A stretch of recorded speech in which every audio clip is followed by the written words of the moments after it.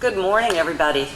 I'm Angela Antonelli, again, the Executive Director of the Georgetown University Center for Retirement Initiatives, and I feel very honored to be moderating this panel. And thank you to the Comptroller, to staff. Jeff Hornstein and I have talked way too many times about retirement security issues. We're excited about what Philadelphia is doing along with a few other states, and obviously, as Desiree had mentioned in the introduction, just the extent of the movement across this country with respect to understanding the challenges that we face with way too many Americans who really have no way through their employers to save for retirement, and we know that that's one of the most effective ways for workers to save. So we're incredibly excited about the movement. It's something that's certainly gained traction at the state level, and because of what's happening at the state and city level, we've also seen it again be reinvigorated, the discussion at the national level, understanding the issue of retirement security and how important it is to this nation and our future and the future and strength of our economy. So again, I'm delighted to be able to be with this very esteemed panel to moderate a discussion. The way I'm going to moderate the discussion is sort of a mini Q&A. So I'll spend a few minutes with Phyllis, chatting with her, and then I'll go to Mark, and then I'll go to Norman. For purposes of introduction, they're very esteemed, and their bios are incredibly long, and I could spend the entire hour just reading their bios to you, so I've condensed it down a little bit. The Honorable Phyllis Borzsi is the Assistant Secretary of Labor of the Employee Benefit Security Administration at the U.S. Department of Labor. EBSA oversees approximately 681,000 private sector retirement plans, approximately 2.3 million health plans, and a similar number of other welfare benefit plans that provide benefits to approximately 143 million Americans. As agency head, she oversees the administration, regulation, and enforcement of Title I of ERISA. She has a distinguished background prior to her position practicing employee benefits law, as a research professor at George Washington University, and as a pension and employee benefits counsel in Congress for 16 years. She has served on the board of numerous organizations and published extensively on ERISA, healthcare law, and retirement security issues. Mark Iwry is, I call him the father, and I'm sure a lot of others, along with David John, father of the auto IRA. And we'll talk a little bit more about that great history that's helped bring us to where we are today.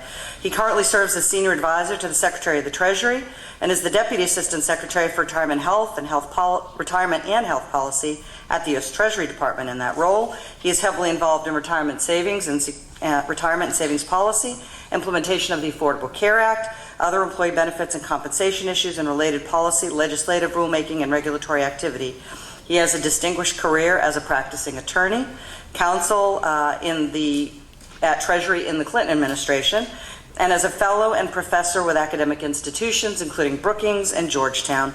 He also has published extensively and served on many advisory boards. And last but not least, Professor Norman Stein. Norman is a nationally recognized authority on pension law, employee benefits, and tax law. In addition to producing a rich body of scholarship, he is actively involved in policy development and testifies frequently before Congress. Before joining the faculty at Drexel, he was the Douglas Arndt Professor of Law at the University of Alabama.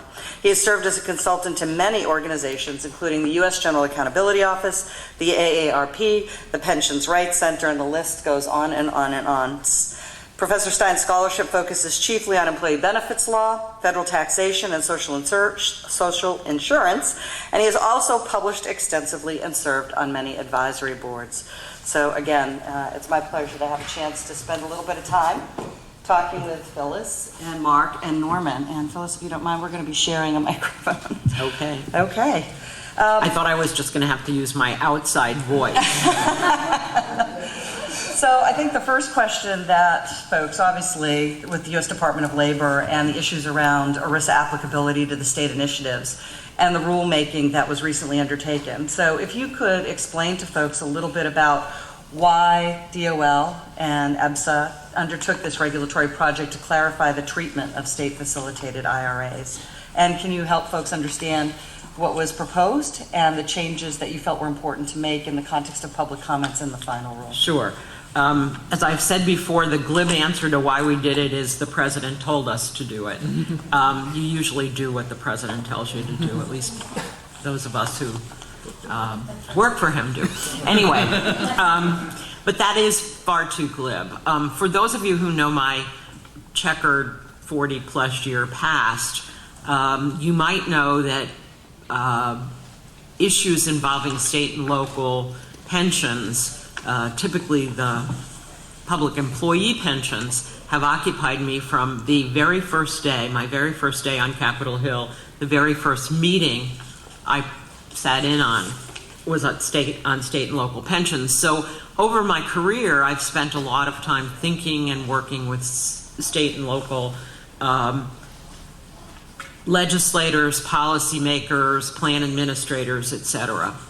At the same time, one of the things that I have been worried about for quite a number of years is the fact that we seem to be stuck as a nation on a coverage rate, an offer rate, if you will, of pensions that's slightly less than half of all the non-agricultural full-time workers. If you look back to the statistics that were the underpinning for the enactment of ERISA at the time in 1974, slightly less than half of that workforce, that full-time non-agricultural workforce, was offered a pension plan.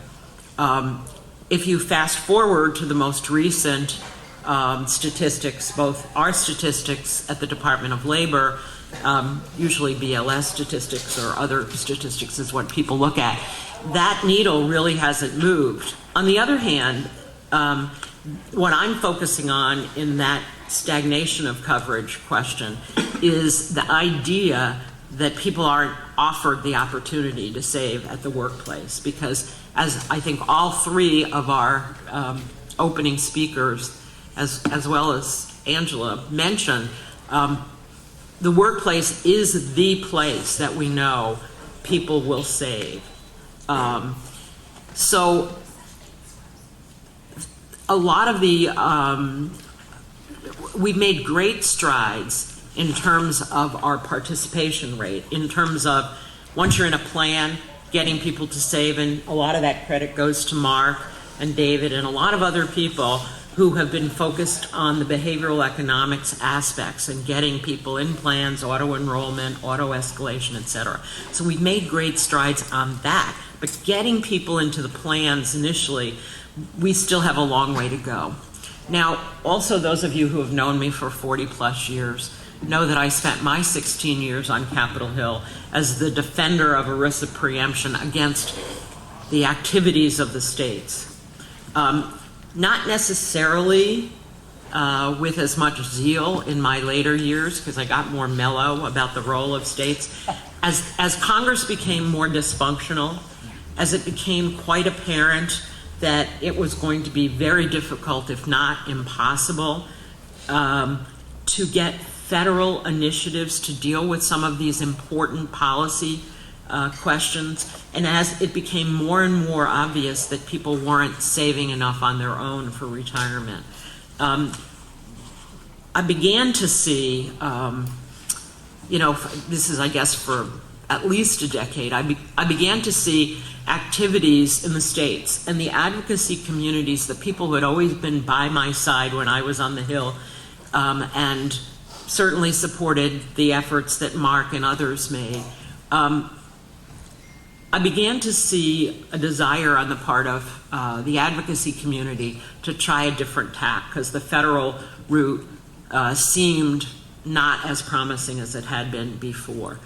And then what I saw in more recent years is an acceleration of activity in a number of states, which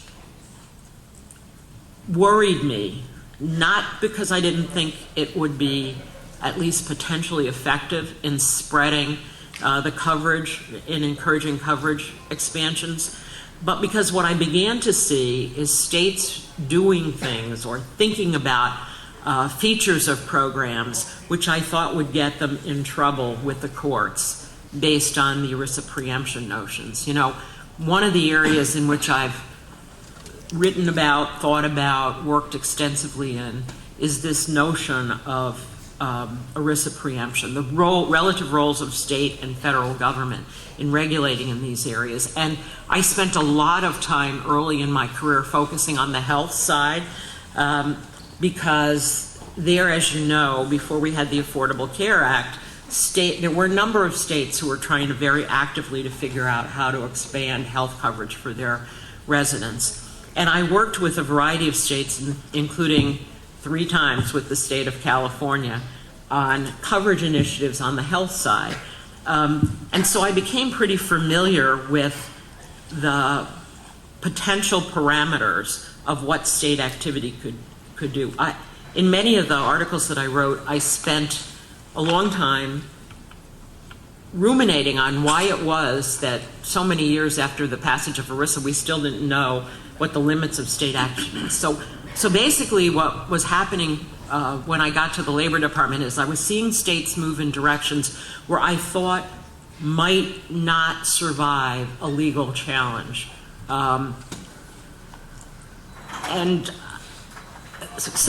a lot of the states that were working here came to us, talked with us. We tried to give them some parameters, but they were concerned about moving forward and they needed the political flexibility. So within the Department of Labor anyway, and within our discussions with the White House, there were a number of discussions about, is there something we could do to help give the states, as our Secretary Tom Perez would call them, guardrails, not straitjackets, but some operating principles where we created a safe harbor. Now let me just stop here because I want to answer the question that Angela posed about the changes. One of the things that we did between the proposal and the final rule was to clarify exactly what a safe harbor is. A safe harbor is exactly what its name suggests. We are not saying that the principles we laid out in the safe harbor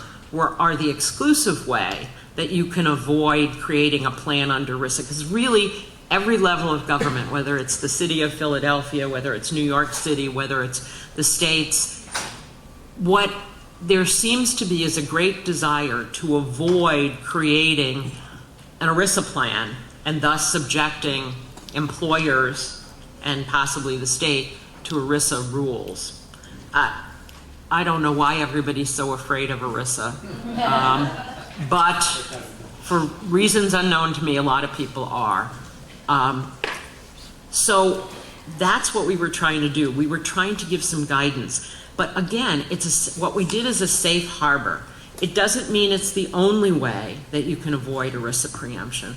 But if you want to be sure that at the end of the road, your chances are enhanced for surviving a legal challenge if you get one, then following the safe harbor is usually the way that people decide to go. So that is one of the things that we tried to do.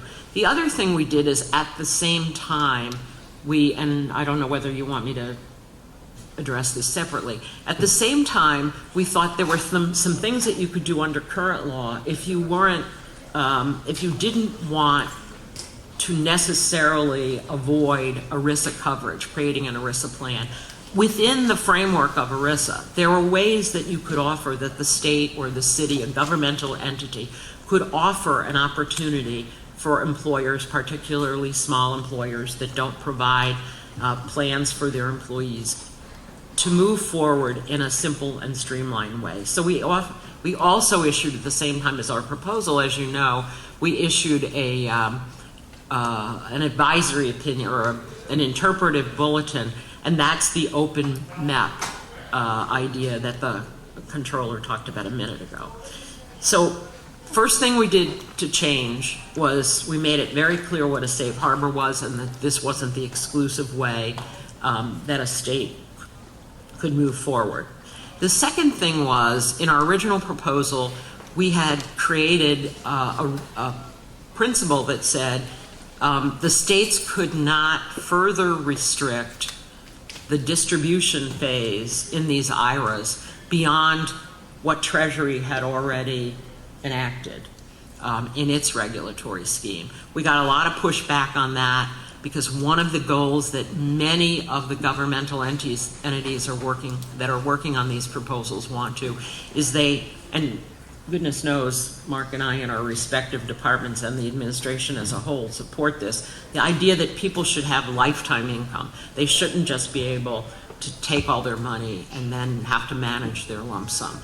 And so restrictions on withdrawal, a number of states were considering it. So we said, as long as you didn't violate the law, you could put restrictions on withdrawal, greater restrictions on withdrawals. The third thing we did was we had a provision, and that was based on a number of conversations with states, that allowed that made it very clear that the states could provide some sort of financial relief to employers to offset whatever costs they might have in participating in these programs. For instance, in the state of Maryland, one of the things they were considering was offsetting a tax credit.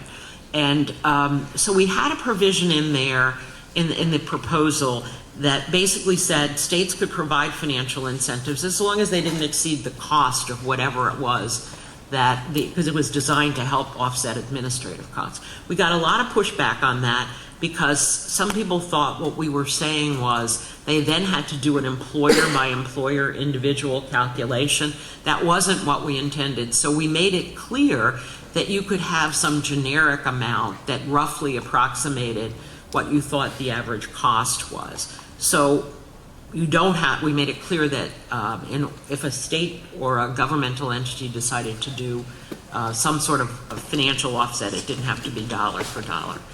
And the last thing I'm going to focus on, we did a lot more things, but the other thing that was of great interest to people was we got criticism because people didn't feel that we were clear enough that not every detail of the proposal needed to be in the enacting legislation. That the legislation could delegate those decisions to a board or some other type of entity, and that board then would have the opportunity and the ability, based on the enabling legislation, to decide whether to hire private sector people or delegate authority further. So those were the major changes that we made. I'm sorry that I took so long, but I thought it might be interesting for people to see. No, it's great for folks to understand the change from the proposed to Exactly. the final and the nature of the public comments requests to DOL. So then DOL finalized the rule with the changes that you described, but then you also issued another proposed rule, which we're here in Philadelphia. Right. The controllers just talked about what they're interested in, and it would allow political subdivisions perhaps to be able to do this as well. So could you talk a little bit about why Sure. you also went in that direction and proposed that reg? Well, we got about 30 comment letters in response to the original proposal on the state auto IRA approach. And many of them or some of them were, well, why can't political subdivisions do this? And I particularly remember the City of New York comment where they said, we're larger than a number of states, and why can't we do it? And so we decided that we would put out another proposal in which we asked people for comments on it. And really the concerns that we had were, from a legal point of view, the legal underpinning of our ability, that our lawyers told us that we had the ability to do the first safe harbor, was that if the state mandated, the two problems, there was an existing safe harbor that existed for many years. And what was happening is, it's part of my concern about the states spinning their wheels here and getting not such great advice about what they could do under ERISA, is we had people who were saying to the states, oh, you can cram yourself in that other safe harbor. But that safe harbor was not designed at all to deal with the situation of a state law mandating employers without plans to cover their employees. That was a safe harbor that was designed to deal with the question of employers, making it clear that employers could, through payroll deduction, allow savings opportunities that didn't rise to the level of an ERISA plan. So it was an entirely different thing. And under that safe harbor, it was clear, at least our lawyers in the solicitor's office believed it was very clear, and I must say I agreed with them, that that did not allow a state to mandate coverage, and it surely didn't allow for auto enrollment. So the decision was to set up a second safe harbor that specifically focused on these governmental entities. And among the comments we got were, as I said, from the city of New York. So we decided to set up this second proposal.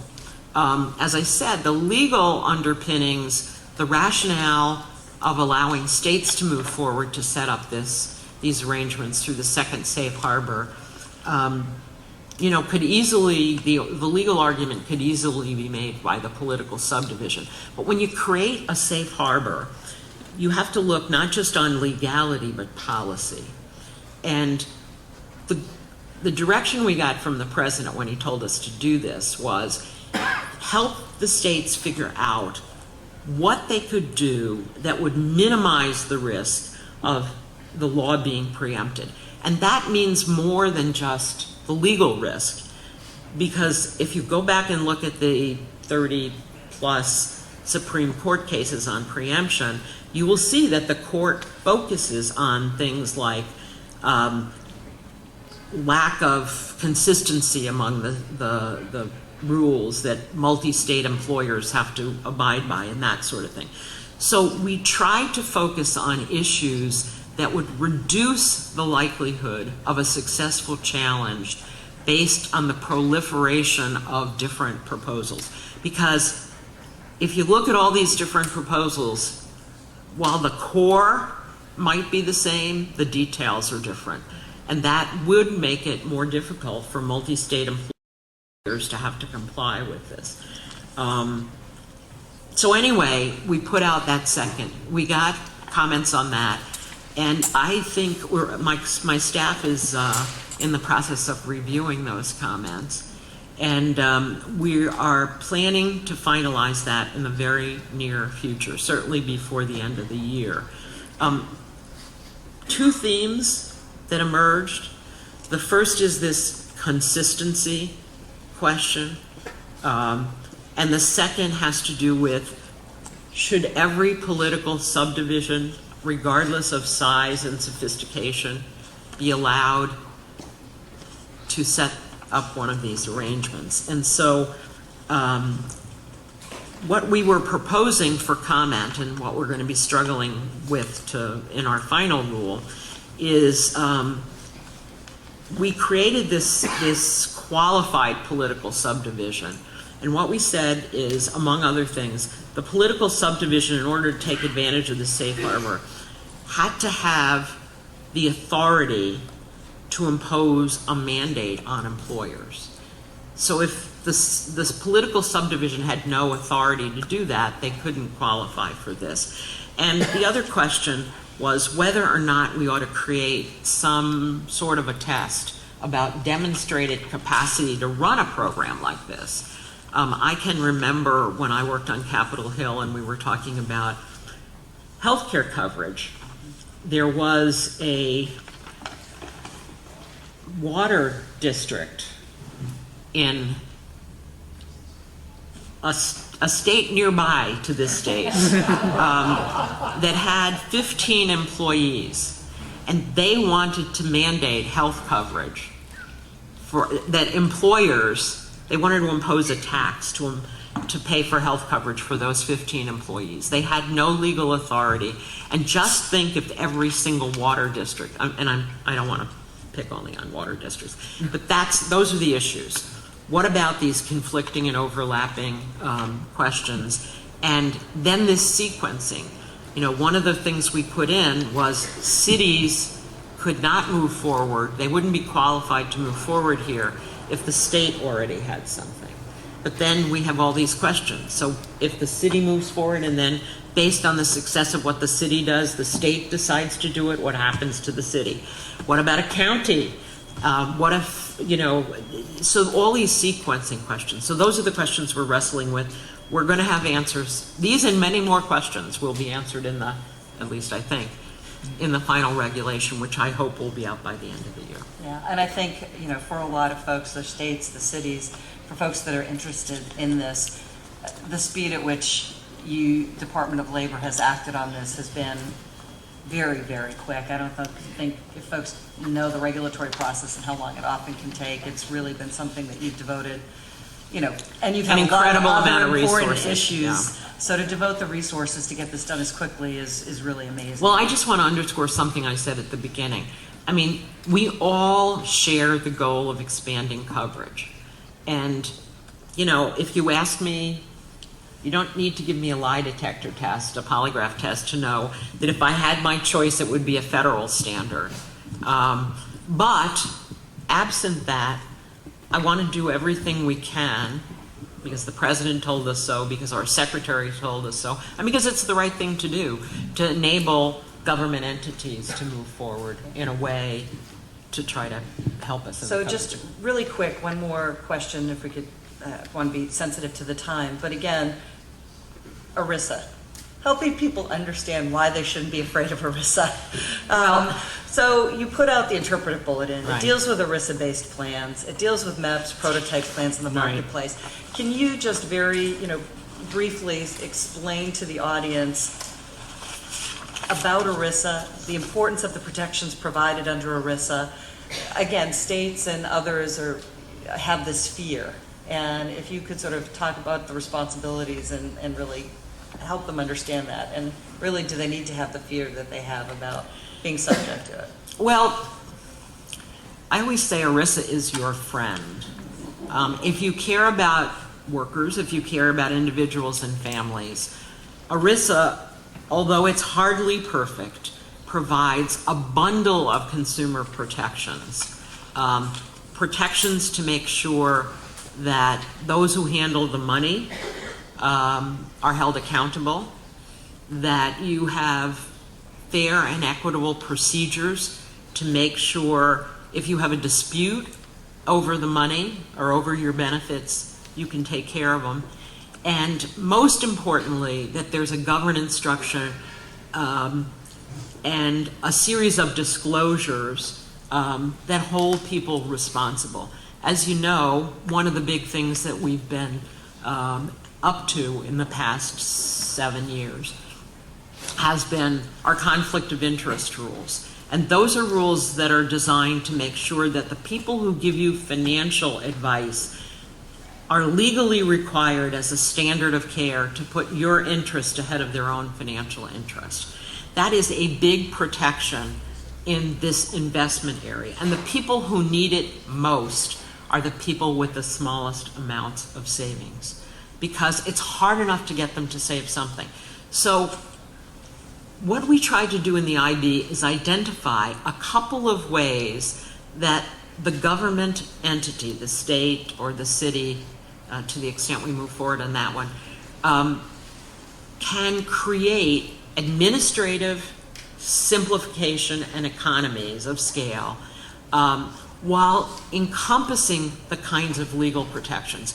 If you, with all due respect to the IRA proposals, there is no question that if a state goes in the auto IRA route, they are not going to be subject to ERISA if they do it right, but they will have to think carefully about what happens if through payroll deduction the money never gets to where it's supposed to be. We spend about a quarter of our resources following the money, where companies, private sector companies, withhold from people's checks money that never gets to the health plan, that never gets to the 401k plan, or gets there in a longer period of time. So that is just one of the many consumer protections that if a state decides to go in that direction, it's true they won't have ERISA liability, but it's hard for me to imagine that they won't want to graft onto this proposal the similar kinds of consumer protections. And some government entities already have those protections, so it's just a matter of linking them up. But that is something, and the controller said it best when he was ticking through the advantages. You can have employer contributions. The contribution levels are higher. to the extent that auto enrollment and auto escalation is an important part, and we know that it's successful from the research, you can do that in a ERISA plan. The only thing you cannot do, and if I were to summarize the big differences between the IRA approach and the open MEP approach, the only thing you can't do is a mandate, because that creates problems under ERISA. So in terms of the liability, it's pick your poison. Assuming you're going to have some strong consumer protections that the state adopts, you're going to have enforceable rights under your state law. So you're not subject to ERISA for those things. But both options, I mean, we're sort of indifferent to which way the state chooses. And by the way, there's nothing that says you can't mix and match, as for instance the New York City did. It took all the proposed, it's like all of the above. It's a marketplace approach, it's an auto IRA approach, it's an open MEP approach. It's a very, very interesting approach.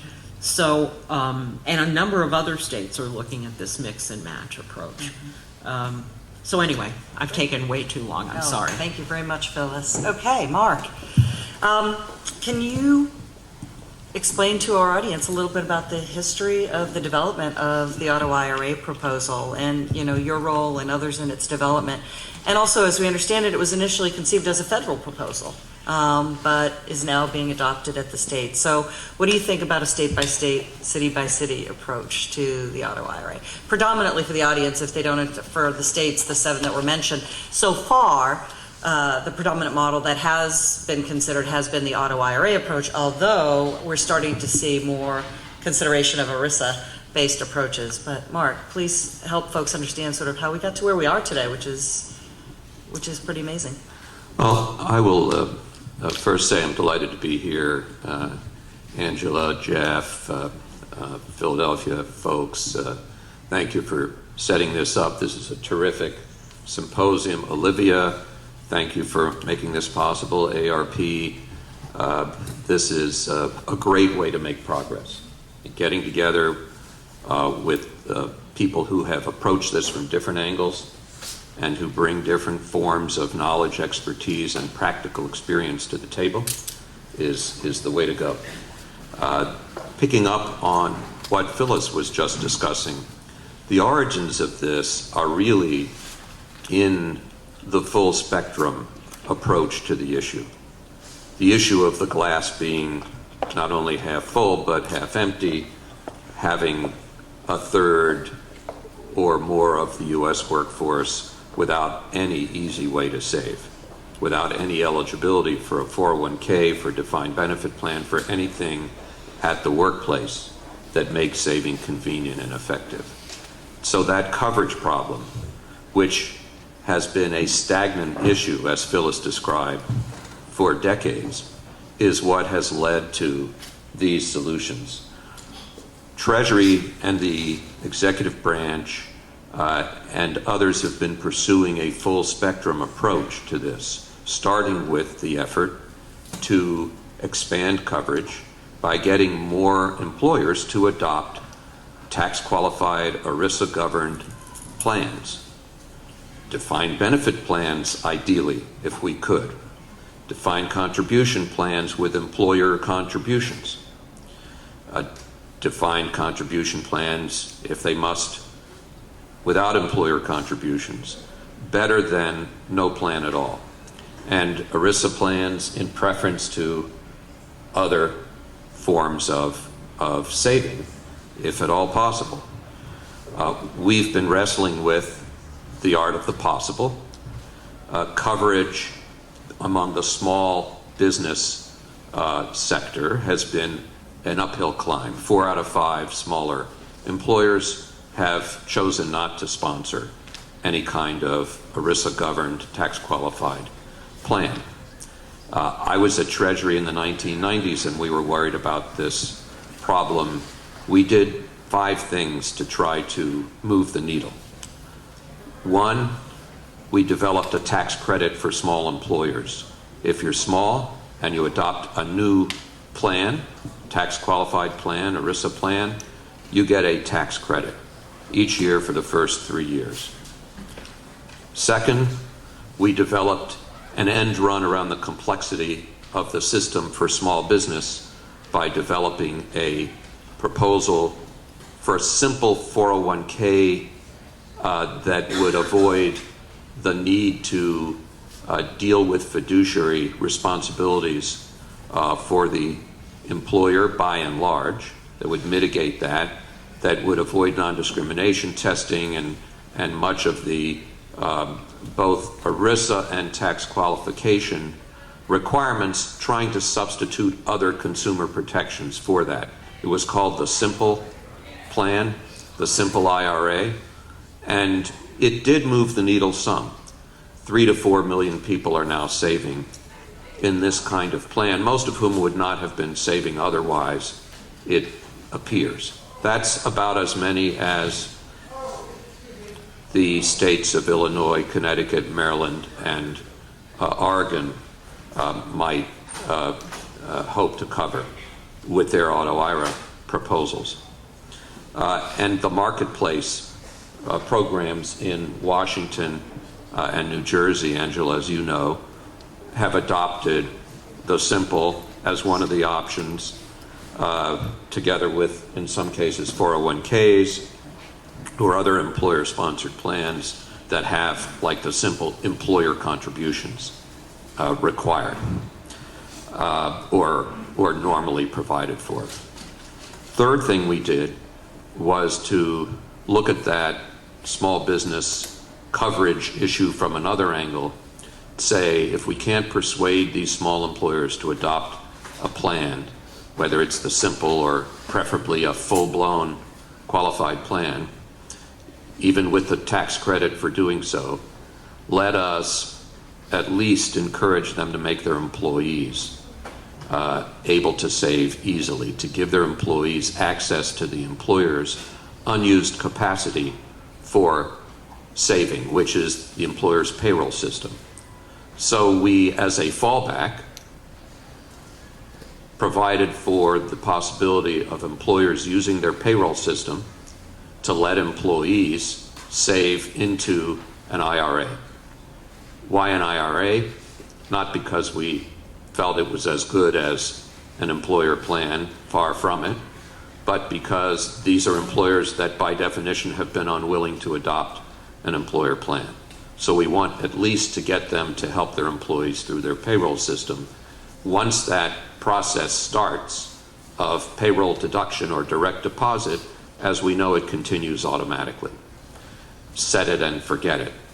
So we announced payroll deduction IRAs, putting the payroll deduction feature, the workplace saving feature, together with the most portable and simple vehicle in our saving system, the IRA, as a not best, not second best, but maybe fifth best alternative to still get people more coverage.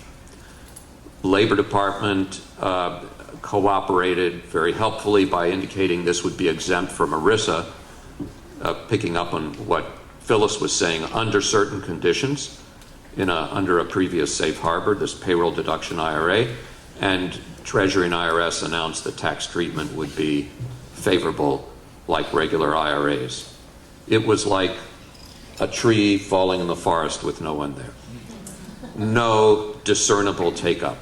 Very few, just a tiny smattering of these things, for various reasons we don't have time to go into. So then we turned to two other approaches. One, and let me mention the low take-up was, of course, because we decided to make it an option, this payroll deduction IRA, not to require it at the time. And I remember having conversation about this with my then boss, Larry Summers, who was Secretary of the Treasury, and he'd asked me, Mark, are you recommending this thing as a mandatory or a voluntary program? I said, voluntary, certainly. Let's try to encourage people to do it. Another option, if they take it up, that's the best. Mandate would be last resort. Let's see if this works. Well, 10 years later, it was clear it hadn't worked at all. People just were not taking it up. We turn to another part of the full spectrum problem, which is somewhat lower hanging fruit than new coverage. It's people eligible for the 401k who aren't participating. A good quarter to a third of the eligible population who could participate in a K plan had not participated. This is back in the 90s. So we suggested automatic enrollment.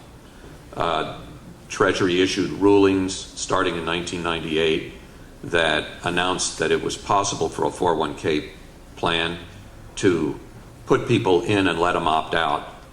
It didn't have to sign them up. So the opt-out approach, which we named automatic enrollment, and which we then encouraged and promoted for years thereafter, was also surprisingly not a quick take-up, not a very initially successful policy proposal or policy initiative, but after a few years it caught on. And after some lonely period of time trying to promote this idea with employers and consulting firms and vendors saying, what's in it for us, we managed to get take-up. And a third of the large 401k market was using automatic enrollment by 2005-06, before Congress, eager to help in some way, enacted the Pension Protection Act of 2006, which moved the needle further from about a third to about a half of the, and now more than half of the larger 401k market. So finally, we felt that it was important for people who are moderate and lower income, particularly, to have not only an easier way to save, hence the automatic enrollment, the payroll deduction IRA if their employer doesn't have a plan, but a more remunerative way. So we developed and proposed the Savers Credit. This is a tax credit for moderate and lower income people up to the middle class at some level who save, whether in a 401k, a defined benefit plan with voluntary employee contributions, an IRA. If they save in any of those, they get a tax credit to, if you will, level the playing field for those low tax bracket people so that they get the same kind of tax incentive that higher tax bracket savers get. Congress did not enact that in the way we proposed. It was supposed to be refundable, a 50% credit across the board for people's savings. Refundable meant an additional 50 million households who don't owe federal income tax liability would be able to get a refund due to this credit. Congress enacted it as non-refundable. It cut the 50% credit rate for most people. It reduced the scope in various other ways, but at least we got something on the books. And now about 8 million people use this. That's the background for the automatic IRA. David, John, and I, in the years around 2004, 5, 6, would often find ourselves sitting next to one another at the witness table at congressional hearings. The Republicans would often invite David. He was a senior fellow at the Heritage Foundation. I at the Brookings Institution. The Democrats would often invite me to testify, both staffs hoping we would come to blows and have the fur fly. The opposite tended to happen. We found we had a tremendous amount of common values, common concerns, and common points of view, and we began to work together and developed, this is part of the Brookings, Georgetown, Pew Charitable Trust sponsored retirement security project, a nonpartisan nonprofit. We developed the automatic IRA, which took these building blocks that I've mentioned, automatic enrollment in 401ks that eventually became so successful, and payroll deduction IRAs, using the payroll system of an employer that's still unwilling to adopt a 401k or much less a defined benefit or another ERISA governed plan, and marry those to create a fallback again, a fallback for those small employers or other employers whom we cannot persuade to adopt an ERISA-governed, employer-sponsored plan, preferably with employer contributions. That automatic IRA, we concluded, should be mandatory on employers that choose not to sponsor a plan. It's friendly to the existing employer plan system. It's nearly one of the only universal coverage style proposals that has ever been designed in a manner that builds on the employer plan system rather than seeking to replace it. And we did that because we respect and want to support the employer plan system, even though it needs lots of improvement and reform. The proposal had lots of bipartisan support. Angela, we had former chairman of the Council of Economic Advisors of President Reagan and President Clinton publicly supporting it. We had the New York Times in editorials say this is the best pension retirement-related proposal out there. Congress ought to adopt it immediately. And the conservative Washington Times chief political correspondent, as well as other conservative writers, praising it as well. Various matched pairs of progressive and conservative folks, including David and myself, came out in favor of this. Republican and Democratic sponsors in the Senate, in the House. It looked like it was going to sooner or later get enacted by Congress. President Obama embraced it as his leading retirement proposal during the presidential campaign of 2008, and by the end of the campaign, his opponent, Senator McCain, likewise endorsed the automatic IRA. Obamacare happened. The politics of Obamacare in Congress and elsewhere, giving rise to a whole political dynamic and greater divisiveness and so forth, were the main factor that stood in the way of ultimate enactment, I would suggest, of this admittedly ambitious and stretch proposal, the automatic IRA. Stretch because it would require employers, other than the smallest ones, to adopt not a plan, not to contribute, but just to let employees use their payroll system to save. So with a tax credit to offset any of the very modest administrative cost that might be entailed for the employer that has no out-of-pocket cost. It's not contributing. It's just adding to its many withholdings, its many payroll deductions and withholdings for income tax and for UI and for FICA, FUTA, one more withholding that gives the employee the ability to save, but on an opt-out basis, and to opt out if the employee does not want to save in this way. Investments decided by the statute itself and the regulators, not by the employer, so the employer doesn't have the fiduciary responsibility of making investment decisions, and a design that's intended to accommodate small business by letting them do it the way they want. If they have a financial partner that offers IRAs, they can do business, they can give the IRAs to that financial institution. If they don't, but they want to give it to someone new or they're marketed by a financial institution, the private sector would make an arrangement with that employer and the IRAs would be provided that way. If the employer wanted to let every employee just send it to whichever IRA they want, that's another option. Trying to recognize and respect the heterogeneity of businesses, including small businesses. And finally, there was another option for the small business who doesn't want to do business with a financial partner, doesn't want to choose where the IRAs are going to go, doesn't want to be involved to any extent beyond the minimum possible. And that is what gave rise to the R bond or the MyRA, which we'll discuss in a subsequent panel. So to round that out, Angela, the automatic IRA originated in in that way.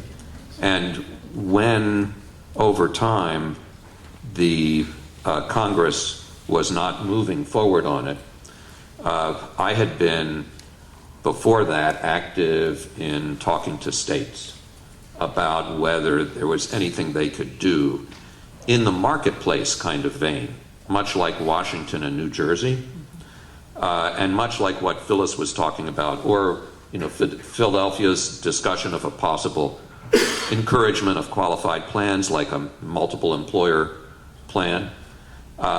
So I'd been talking to states in 2002, 2003, during those years, about MEPs, multiple employer plans, 401ks, et cetera, not to be run by the state so much as to be encouraged with a little bit of help from economies of scale by the state, from the bully pulpit of the state, from the access to small employers, and the ability to help them deal with the transaction costs of adopting a plan. Once the automatic IRA was developed, I started including that in the option list for California, Michigan, Maryland, Connecticut, Illinois, and other states that I was in dialogue with at the time. The hope was always, Angela, that a state or two might try something like this, might pilot these ideas, both the ERISA plan version and the fallback, if you will, the automatic IRA. Our main goal was always to encourage more ERISA plans, and the automatic IRA is designed actually indirectly to do that. When an employer sees that employees like the fact that they have tax-favored saving that's accumulating through the workplace, there's an incentive for the employer to be more receptive to the marketing by the private sector to adopt an ERISA-governed plan. And so that's the real win we're hoping for from the automatic IRA. But realistically, we know if we can get 1 out of 5 employers who weren't adopting plans because of that after a year or two of auto IRA, there'll still be the other 4. And that's why, as a fallback, we've continued to pursue it. The states went slowly. We had fits and starts, and California came fairly close back in 2008, but there wasn't money. It didn't quite make it over the finish line, and ultimately,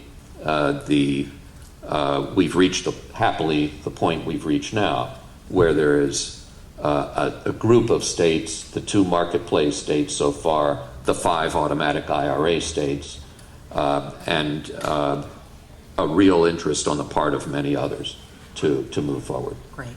Thanks so much, Mark.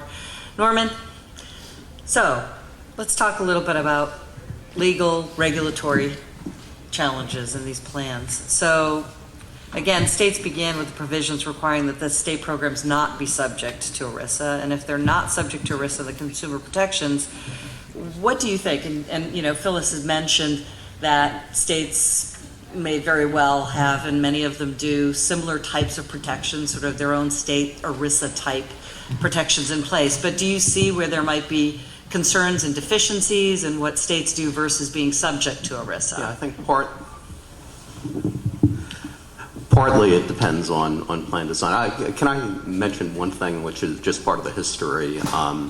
The first time I actually heard about state initiatives was I think around 2002 or 2003. There was a small think tank in Seattle, Washington, the Economic Opportunity Institute. Mm-hmm. John Burbank. Yeah. Yeah. And they had an application for funding from a retirement research foundation for whom I was often the person who looked at their applications or made recommendations. And I looked at the application, and it was very interesting. It talked about not automatic enrollment, but mandating payroll deduction IRAs for employers who didn't sponsor plans. Mm-hmm. And when I wrote my review of the application, I said, this is really an interesting idea, but there's a real problem, and the problem is that it doesn't seem the people who are talking about this have thought about the statute ERISA. And I wrote that into the application and said they should go out and hire somebody to help with that. And it turned out that we're already speaking to Mark, and I spoke to Mark, and Mark said we had a long conversation about this, but it apparently didn't make its way into the application.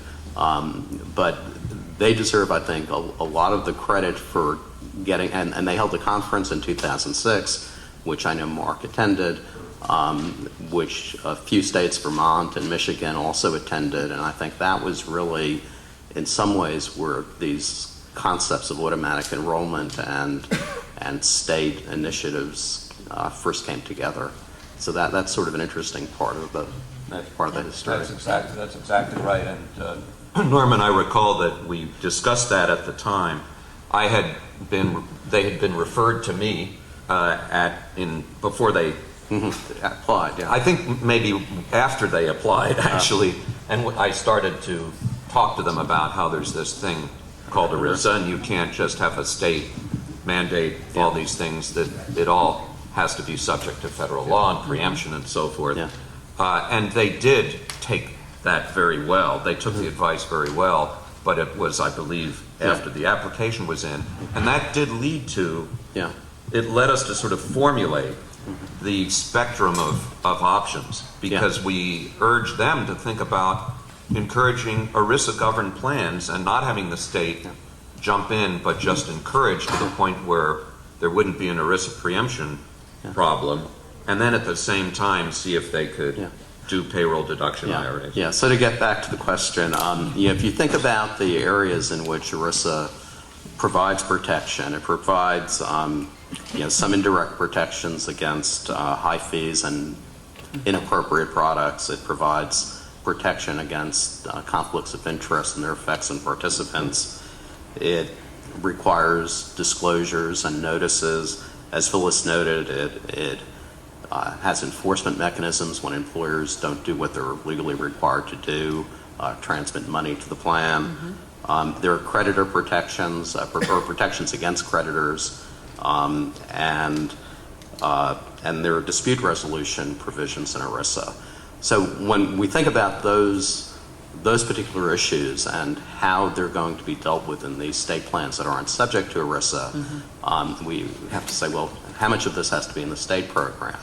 There is, as the Department of Labor's guidance in the preamble notes, there is some ERISA coverage of even these IRAs, because IRAs are subject to a prohibited transaction tax if they engage in prohibited or if people called disqualified parties engage in prohibited transactions. So there's some, and I think actually this is an area where the Department of Labor and Treasury might want to think about providing some guidance to the state when they might be, in fact, a disqualified person, since one of the reasons for going to IRAs in the first place, I think, for the states is to try and avoid liability, and that's something, I went through the regulations last night and the statute, and it's not clear to me when states might be disqualified persons, and that's something they probably should be thinking about and know about. But outside that area, we're really entering into a sort of barely regulated area for these kinds of arrangements. So state law is going to have to fill in. And one of the things I think when you're thinking about high fees or inappropriate fees or bad investment products, what you really need the states to do, and I think the states have been doing this, is to try and get independent people with a lot of expertise to choose those products, right? They're not, if you have sophisticated people who don't have conflicts of interest acting for the state and choosing the products, that's, I think, the way you address that issue. Things like notice, and as Phyllis said, what you do when the employer doesn't make the contributions, or if the state offers the participants a choice of investment products, the money's going to the wrong investment products. The state really has to have in there either the statute itself or the regulations created by whatever entity is running the program for the states. You need to create mechanisms to address those problems. So Norman, if you're talking to states and to cities, and you're looking at, we now have this sort of range of options, ERISA and now ERISA exempt under the safe harbor. What would you advise them? I mean, how would you sort of frame it for them to think about and evaluate which direction? And, as Phyllis said, we're also seeing in New York City where they've sort of made a hybrid combination of everything. Can you sort of offer your thoughts, your expertise to states and cities on how they should think about, again, ERISA started out being this bogeyman, everyone was afraid of it. How should they think through those options, all these options that they have available now? Well, I think when you are thinking, should we do an ERISA plan or should we try and avoid ERISA Exactly. altogether? Right. One of the things which I think is, actually favors non-ERISA plans is the department in its guidance has come up with, I think, very strong arguments. And the department has said this is really, we could say what we think, but it's ultimately up to the courts. Mm-hmm. And they've come up, the department going through the statute, I think, has come up with very strong arguments on why either type of arrangement should be preempted from ERISA. Right, so state law should not be preempted. So a state ERISA plan, there's a question, can a state, given ERISA's broad preemption provisions, sponsor an ERISA plan, be a sponsor of a multiple employer plan? Mm-hmm. And the arguments I think that they've come up with there are in some ways even more persuasive than the arguments that they've come up with for IRAs. So if you're having a lawyer look at this and say, were we less likely to get into preemption issues, I think you're probably less likely, I don't think you're likely to, I think ultimately courts are going to rule that these are not preempted, either type of approach. But if you're asking for a legal conclusion about where the argument is stronger, I think it's stronger for the ERISA plan. So if that's one of your primary concerns, are we going to have problems with ERISA preemption? Mm-hmm. And that's the major concern. That might suggest an ERISA plan might be better than these IRAs that are designed to avoid being ERISA plans. Mm-hmm. What about differences states and cities? I mean, do you see anything that sort of comes up that are perhaps a different legal issue? Well, I think the framework, the legal framework, the arguments seem to be the same for states and cities. Mm-hmm. This is a safe harbor, but once you have the legal principle out there, mm-hmm. that if you have some entity that's requiring this of certain employers, and that's really the key to it not being an ERISA plan, that the employer is not involved in any mm-hmm. discretionary sense mm-hmm. in implementing or designing the plan, that principle seems to apply to political subdivisions of the state as well as the state. Now, Phyllis, and I think the regulation is sort of, the preemptive regulation really gets into this, that we want to avoid the problems that ERISA preemption was designed to prevent, which in part is subjecting employers to multiple regulatory schemes where they have to comply with, the state law and New York law, and also they have divisions in New Jersey and Pennsylvania, so they have to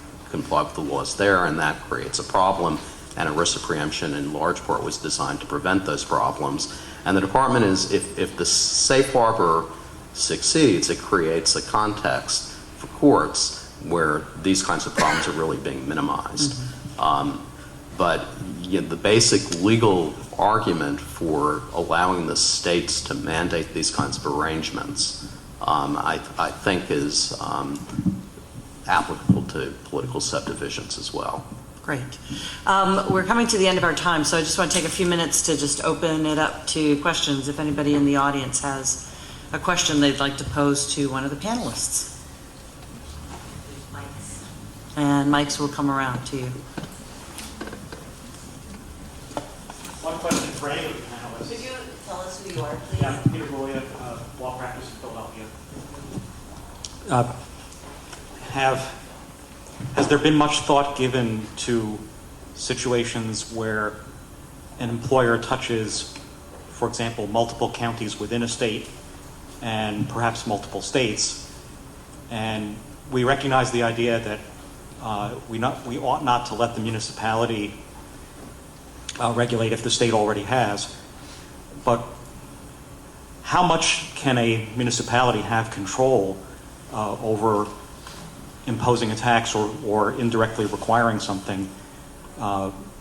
Is it based on residents of the municipality? Is it based on work in the municipality?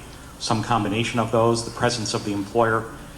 Exactly what jurisdictional bases are we thinking of for getting to the municipalities? I think ultimately it's going to be the state's laws. Right. Do you have authority to do this? And if you have authority to do it, is it only for residents under state law in your area, or is it employees who work for you? That is, we spent probably most of our time in constructing the original proposal and then finalizing the proposal on those questions. And the conclusion, what we proposed and what we finalized, was to resist the approach of being prescriptive with respect to that. So we left it, as Norman says, up to state law. Whatever states have the power to do, they can do. And to the extent the safe harbor is extended to political subdivisions, the same thing. We've spent a lot of time on that. Almost every discussion we have, especially the current ones we're having about this question of overlapping jurisdiction, that's one of the big issues. But it's also a touch point for the differences among the various proposals that states and localities are considering. One of the things that I forgot to say when when Angela and I were talking is to renew the offer that I've made every time I do one of these public speeches or private speeches. If you're in a jurisdiction that's thinking about doing this, we've been more than willing to have our staff provide technical assistance to help you think through and identify these issues. But we've spent a lot of time on your issue. I thought so, and thank you. That's very helpful. Any other questions from the audience?